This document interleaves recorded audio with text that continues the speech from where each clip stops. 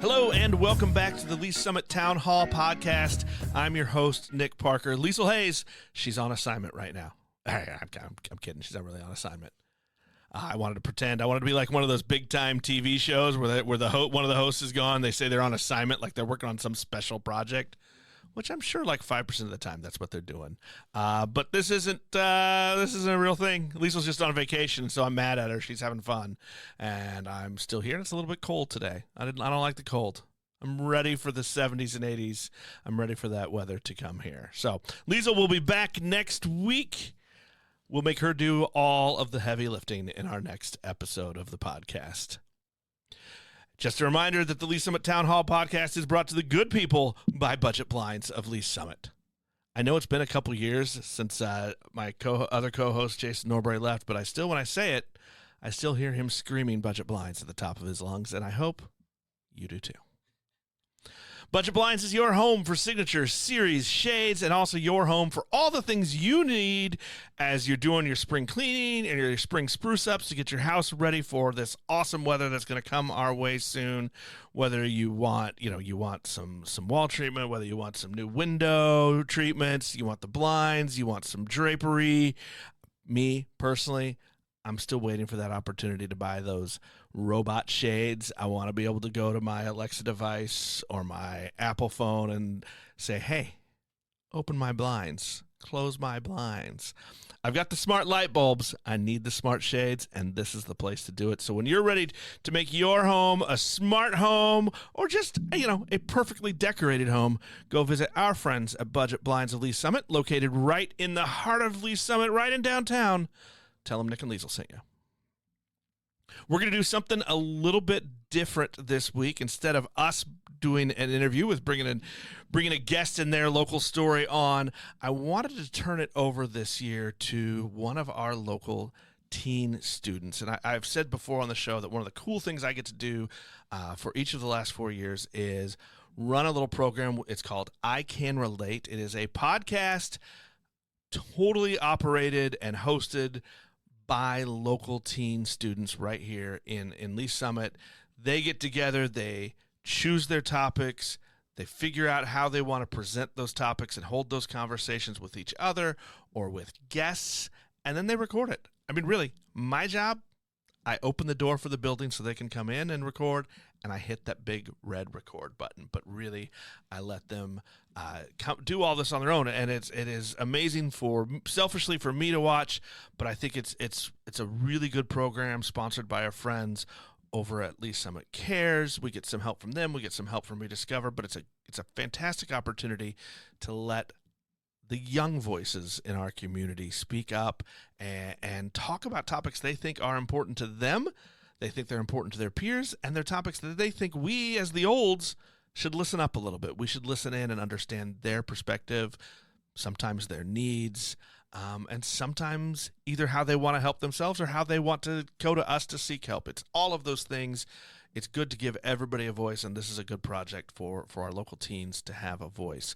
Today's episode, Ellie Johnson, who is a senior here in the LSR7 district and a member of the I Can Relate, she's going to do an interview with Jennifer Craig from ReDiscover and Officer Amanda Geno from the Lee's Summit Police Department, talking about an upcoming event and public forum about youth mental health. That is on April 22nd, doors open at 6. The forum will start at 6:30. It's a fantastic opportunity for you to come and hear these conversations and take part in it. I will now turn it over to Ellie Johnson. Welcome back to I Can Relate, a podcast by teens, for teens, and about teens. I'm Ellie, and today I have two very special guests. I'm going to let them introduce themselves. So, Amanda, do you want to go first? Yeah, my name is Officer Amanda Geno, and I work for the Lee's Summit Police Department. And then Jennifer? And I am Jennifer Craig. I am the president and CEO of ReDiscover and also a professional counselor. And today we're going to be talking about something really interesting going on in our community. We have a youth mental health forum that we've already done one. We're getting ready to do another. And so we just really want to talk about, why it's important to talk to teens about this stuff. So can you guys give me a little background about who you are and why you feel empowered to get involved with speaking about youth mental health. Yeah. So Officer Geno here. My history with mental health, I am what we call a CIT officer. So I am trained a little bit more in access to resources to deal with anybody and everybody that calls us or might need our assistance related to any kind of mental health issue. I actually really, really love it. It's the fun part of my job. I love meeting new people and just really getting to know people and kind of what makes their brain function. So that's kind of my history as far as like mental health training. And then I've spent the last 10 years in the schools dealing with kids from, kindergarten to, seniors in high school. So I have a lot of history with teens and kind of seeing what they go through on a day-to-day basis and what really gets their blood flowing and what problems they're really having. So it's definitely interesting when you talk about youth mental health. Gotcha. Yeah. And for me, I really started thinking about youth mental health when I was 18, which has been a while now. Mm-hmm. One of my closest friends in college confided to me that she was considering ending her life by suicide. And I felt somewhat powerless to know how to help her and started taking psychology courses and ended up changing my major and going into the field. My friend was able to get help, and that was incredibly inspiring to me. And as a clinician, spent a lot of time working with youth and families. And then I moved to Lee Summit almost 6 years ago now. And something that really struck me is how do we make sure we work together as a community to come together to meet the needs of youth? And I had the opportunity to be in meetings with community partners about that, and suddenly it struck us, we need to make sure we're hearing from youth. We can't build something without their voice. And so that's really where the idea for the Youth Mental Health Forum came from. And Jennifer, can you tell me a little bit more about, we've already done one of these forums. Mm-hmm. Where has you spoke about, getting the teens in there and actually talking to them? Where did all these ideas kind of like cultivate? And then how did you transfer that into actually setting, something up? So initially there were conversations that we were having. Members of ReDiscover were the Community Mental Health Center that services Lee Summit. And then also Prodeo Youth Center was at the table, Lee Summit PD, and also Lee Summit Cares. And we actually talked with counselors who work with youth to shape some questions we thought we wanted to hear.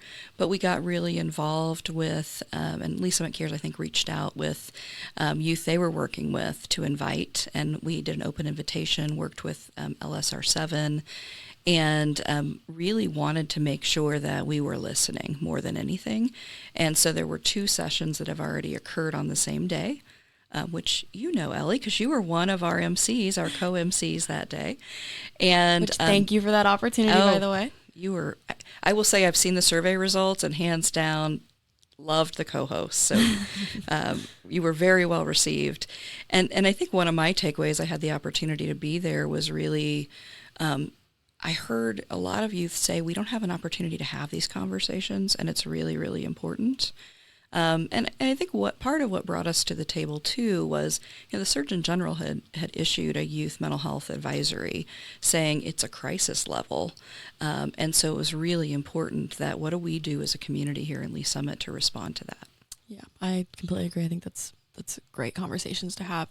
As for the data you guys got from those questions, Officer Amanda, you might be able to provide some insight on this. Where's the data going? I mean, are we having these conversations just to have them, or are you guys using this? We're tracking data all the time, and that's how we figure out where we need to go, what we need to be doing, what's our next step. And so we're always using that data. I have, I brought data with me, of the reports that are retaking and the calls that were going on. And we use all of that as a way to do better. And we work with ReDiscover closely, and they're using that data as well. So definitely useful. Not always the most fun to keep track of data, but definitely useful. Have you seen positive results? I know you mentioned surveys. Have you seen positive, conversations coming from that forum? Like, what's the overall, consensus been about this? So I can share with you that just in talking in the community about the experiences of us sharing it, other communities adjacent to Lee Summit are saying we need to do more of this in our community. I was talking with some local pastors who are really concerned about how we take care of youth, how we provide especially structured, safe places over the summer. And that was an area of interest. I think what's really exciting is you asked, well, does it just stop here? What are we doing with it? What's the purpose? So we're having a follow-up session it's open to the community. We're wanting adults, we're wanting parents, we're wanting community members to come and hear directly from the youth. So we had over 30 youth that came to those first 2 sessions volunteer to be a part of presenting either their point of view, representing the other youth that were there to the community at large. And so that's going to be coming up in April. What are you expecting that to look like? I mean, are they going to present the data we talked about, or what are they kind of going through that process of? So my understanding is there will be a little level setting at the beginning, just presenting the why. And so I think Officer Iceberg is going to share some of the Lee Summit PD data like he did with the youth forum. And then it's really going to be youth-driven, sharing what had happened, answering some of the questions, and then there'll be just a little opportunity for a call to action for those who attend to really talk about what they could do after hearing from the youth about next steps to really respond, because that's the goal. It's not to just talk about it and do nothing. It's okay, as a result of what we've heard, what can we do to really fill gaps and make a real big impact? That all sounds super exciting. What's that date looking like for you guys? I believe it's April 22nd is the date. Mm-hmm. And then, so kind of on that, you guys are doing a partnership. It's ReDiscover and Lee Summit Police Department. So where did that partnership come from for you guys? Like, I obviously know that you guys are, you respond to the calls and things like that, and you provide, the counseling and things like that. So this partnership is something I think is, very valuable, but where did that idea kind of resonate from? Well, I think we could say we've been partnering for many years now. I think it's evolving, and Definitely. The idea of a crisis intervention trained officers is something that Lee Summit Police has really been a leader in our community, and for over 10 years there's been work on that. But right before COVID, we had an opportunity to apply for a grant at a federal level and to roll out this concept of mental health co-responders. So when someone does call, and the dispatch realizes it's really a mental health issue, we can have a mental health counselor who's an employee at ReDiscover respond with the police. And I can tell you, now we partner not only with Lee Summit Police, but a few other area police, but we went out on almost 2,000 co-response calls just last year. So that's really taken off. Yeah. For the listeners, could you elaborate on the crisis team for me? Yeah, so crisis intervention team, CIT for short. Most officers will wear like a little lapel pin on their shirt. And when it first rolled out, nobody knew, who, what, when, where, how.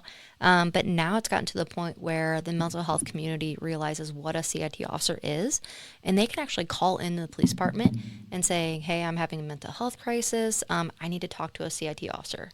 Because they know that officer is going to come and is going to be patient with them, is going to listen to them, which is what most people want, and then they know that person has the extra skills, the extra knowledge to get them the help that they may need in that very moment, or that extra resource to set up an appointment the next day. And so that CIT officer's job is to go and make that happen.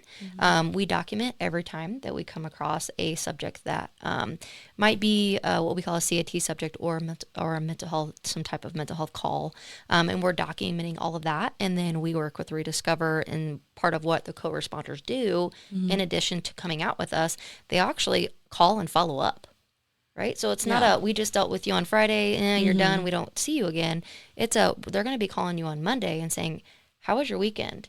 Have you followed up? Do you have an appointment? Yeah. What can we do?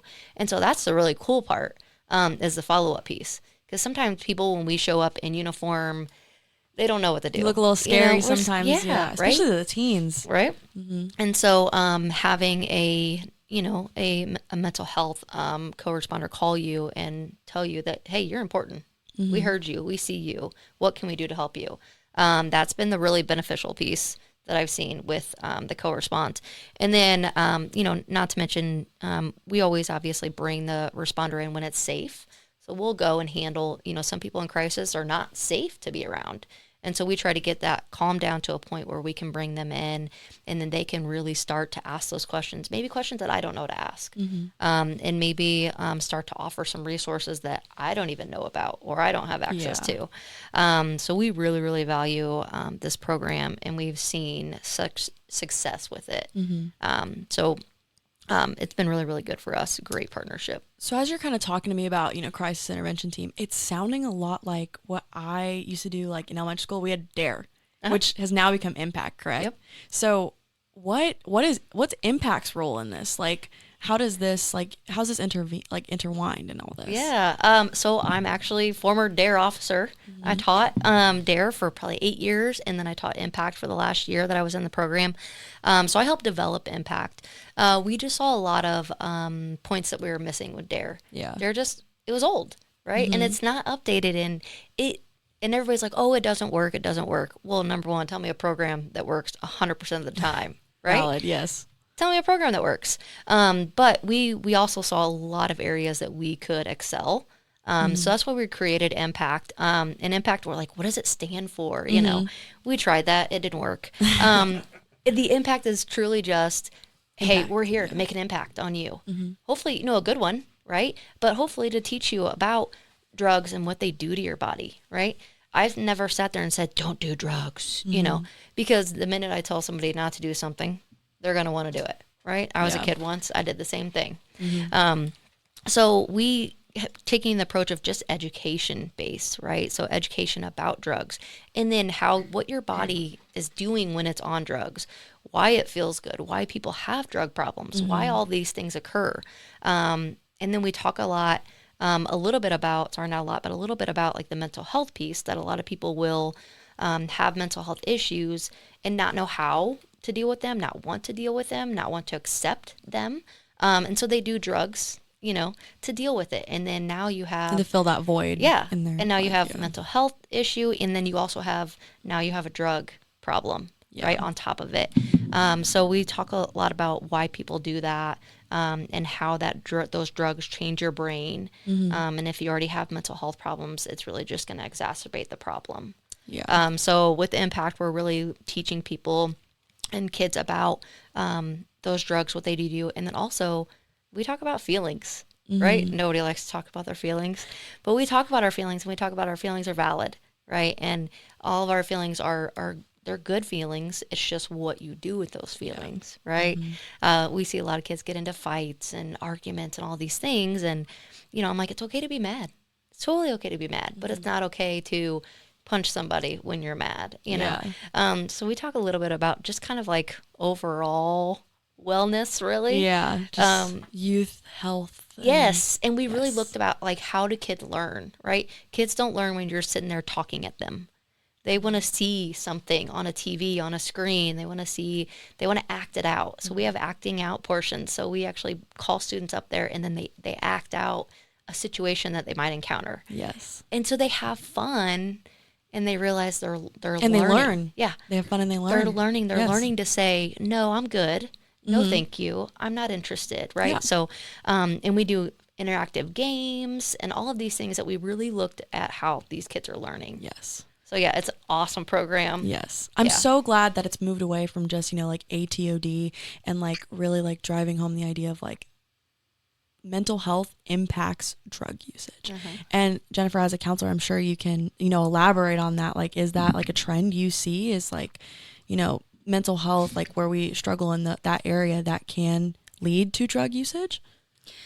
Yeah, oftentimes it's what comes first, right? Is are we turning to substances to numb the pain we have from anxiety or depression? And we see a lot goes hand in hand. In fact, on any given day when I talk with one of our psychiatrists, they will say for their adult patients, probably anywhere from 65 to almost 90% co-occurring disorders, what they call. So mental health diagnosis and substance use diagnosis. Well, I just want to say I'm so glad that you guys are, doing this and really listening to us and, giving us this space to, share our voice and have those conversations. But I don't think I have any other questions for you guys. So is there anything else you want to add on about April 22nd or just, CIT or impact, anything like that? Yeah, I just wanted to talk a little bit about mental health and youth now is a whole different world than it used to be with social media. Mm-hmm. And just that social media, we've seen it exacerbates a problem. And so we're really trying to, it's something we talk about with Impact too, is talking about social media use. What's real, what's not, what's appropriate, what's not appropriate. And we try to talk about setting some guidelines and boundaries for yourself and really learning to, talk about your feelings with people, your parents, a therapist, someone that you trust. And we're really trying to get kids to talk. Not just text, not just email, but really be able to talk. Because we all know I've read a text message and I read it one way and it was totally meant to be, something other than what I read. I'm like, oh, that is not what I interpreted. So we're really trying to get kids to maybe not be so on social media or don't turn to social media when they are having some mental health issues and turn to find someone, or a place that they trust and that they can actually go and talk about their issues and hopefully start to make, some progress in dealing with that. Right. Well, thank you guys. If you're in our community, make sure to come out April 22nd at MIC, so the Missouri Innovation Campus. I believe it starts at 6 p.m. Yeah. All right. Well, thank you for listening to I Can Relate. See you next time.